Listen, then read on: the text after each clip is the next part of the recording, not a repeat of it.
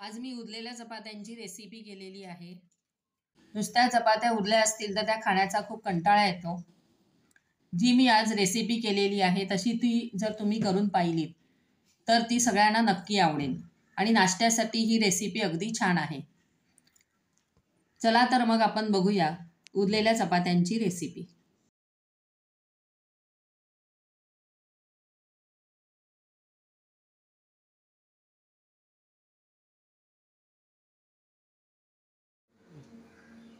आजची रेसिपी ही उरलेल्या चपात्यांची रेसिपी आहे। माझ्याकडे या काही चपात्या उरलेल्या आहेत। आता या चपात्यांना मी बारीक तुकडे करून मिक्सरमध्ये ग्राइंड करून घेणार आहे।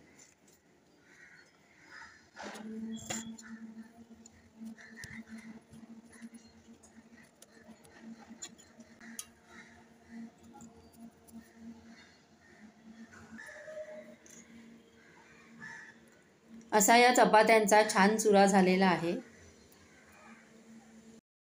यासाठी मी 1 चमचा धने, पाव चमचा जिरे, पाव चमचा बडीशेप व 3 ते 4 काळं मिरी घेतलेला आहे। हे आपण तव्यावर जस्ट गरम करून घ्यायचं आहे। आता याची खलबत्त्यामध्ये जाडसर पावडर करून घेत आहे।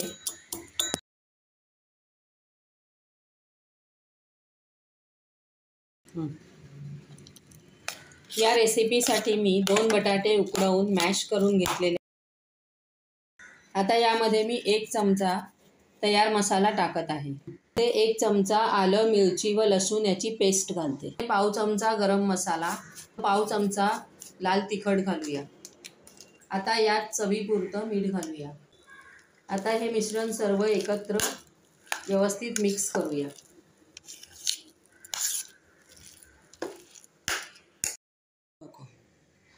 आता भांड्यात मी 1 चमचा तेल घेतलेला आहे। तेल थोडं तापलेलं आहे। आता यामध्ये आपण ही भाजी चांगली परतून घेऊया।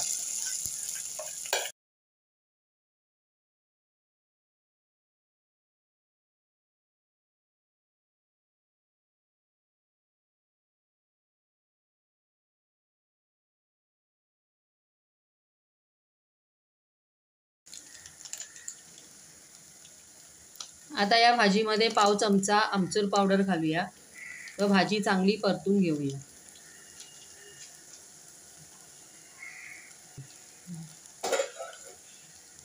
वरून थोडीशी कोथिंबीर ॲड करूया।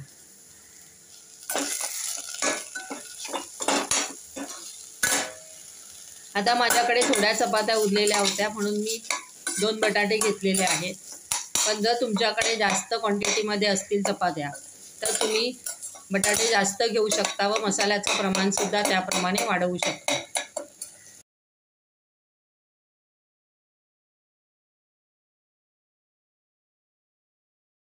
आता या भाजीवर झाकण ठेवून 2 मिनिटं वाफ देऊया।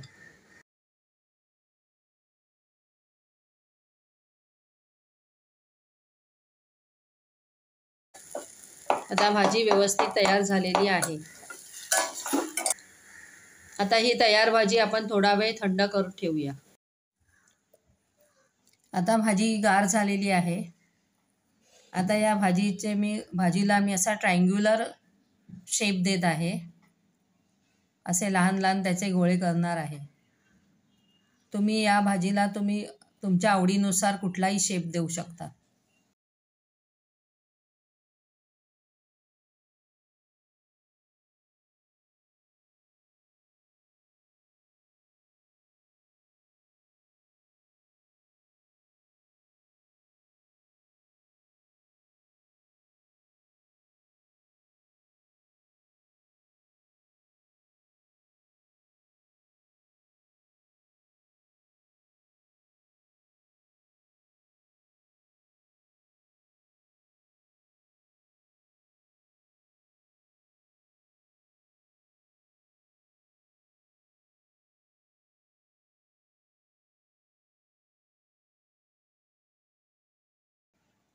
अशा प्रकारे हे सर्व टिक्कीज मी तयार करून घेत आहे। आता मी एका बाउलमध्ये 6 चमचे कॉर्नफ्लॉवर घेतलेला आहे व त्याची पेस्ट तयार केलेली आहे। आता हे एक एक भाजीचे शेप्स आपण कॉर्नफ्लॉवरमध्ये बुडवून घेऊया.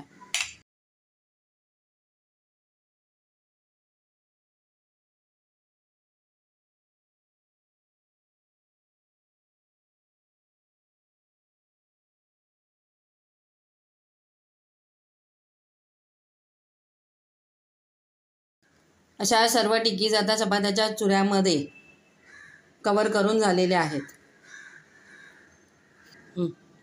आता या तळण्यासाठी तयार आहे.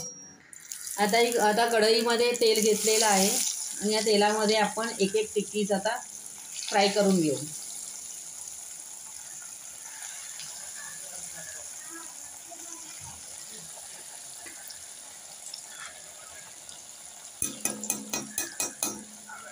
त्या तेलामध्ये एक एक टिक्कीज घालून आता फ्राय करून घेऊया.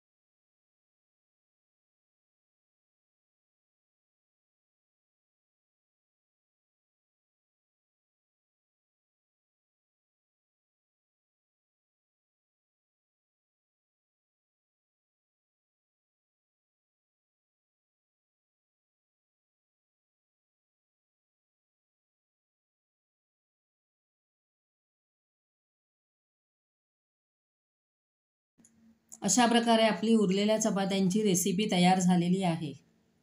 तुम्हीही करून बघा. तुम्हाला आवडल्यास माझ्या चॅनलला लाईक, शेअर व सबस्क्राईब करायला मात्र विसरू नका. अशीच एखादी छानशी रेसिपी घेऊन आपण पुन्हा भेटू. तोपर्यंत बाय अँड थँक्यू.